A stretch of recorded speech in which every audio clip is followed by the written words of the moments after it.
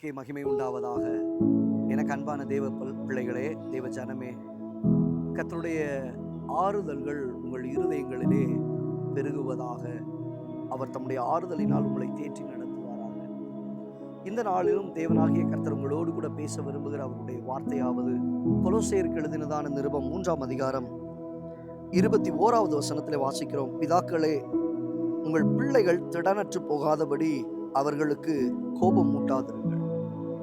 உங்கள் பிள்ளைகள் திடனற்று போகாதபடிக்கு. வார்த்தை தெளிவாய் அது பேசுகிறது. வசனமானது அன்னைக்குள்ளது மாத்திரமல்ல, நேற்றைக்குள்ளது மாத்திரமல்ல, இன்றைக்குள்ளது மாத்திரமல்ல, நாளைக்குரியதையும் அது பேசும். ஒரு காலங்களிலே பெற்றோர்கள் என்ன சொன்னாலும் பிள்ளைகள் அடங்கி போனதை நாம் பார்க்கிறோம்.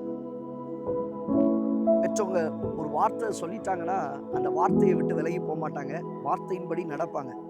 முடியலன்னு சொன்னா கூட கொஞ்சம் அந்த பக்கம் போயிட்டு தகப்பன் தாய் சொன்ன வார்த்தைகளுக்கு கீழ்ப்படுகிற பிள்ளைகளை நம்ம பார்த்துருக்கிறோம். ஆனால் இன்று காலங்கள் பல விதங்களிலே பல சூழ்நிலைகளிலே மாறி போயிருக்கிறது.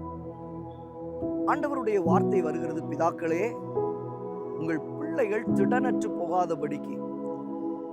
கடந்த நாட்களிலே அநேக பெற்றோர்கள் சொல்லும்போது சொல்லுகிற காரியங்களை கேட்டிருக்கிறேன்.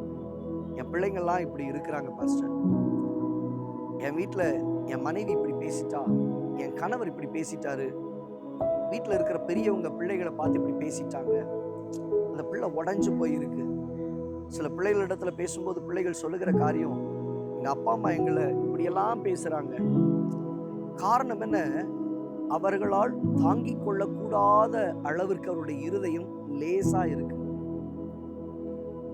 அங்கே அந்த இருதயம் மெதுவானதாய் காணப்படுகிறது.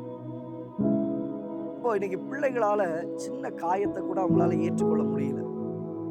காரணம் என்ன? பிள்ளை விழுறதுக்கு முன்னாடியே போயிட்டு, ஐயோ என் பிள்ளை விழுந்துட்டு, என் பிள்ளை விழுந்துட்டு, என் பிள்ளை விழுந்துட்டு பதறி போயிடுறோம்.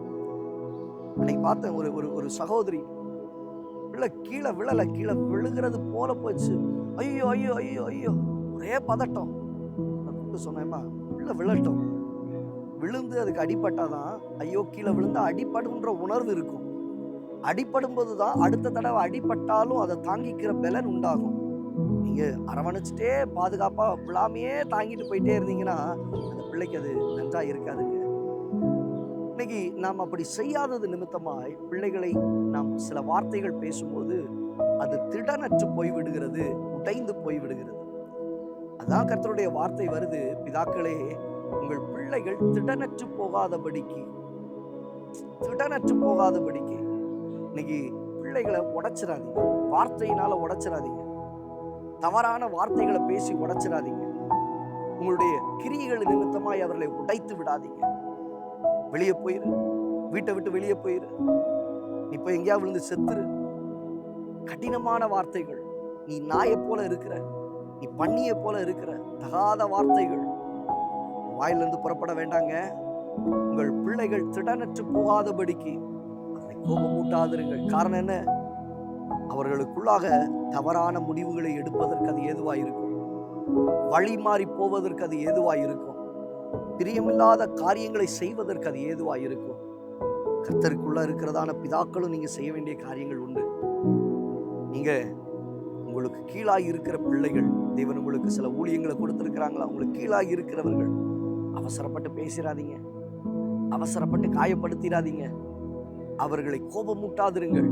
நீங்க தட்டி கொடுத்து கொண்டு கர்த்தருக்குள்ளே திடனாய் கடந்து செல்வதற்கு உங்கள் பிள்ளைகளானாலும் சரி, மற்றவர்களானாலும் சரி, அவர்கள் ஸ்திரப்பட்டு பலப்படுத்தி எழுப்பப்படுவதற்கு நீங்கள் காரண கர்த்தர்களாய் இருங்கள்.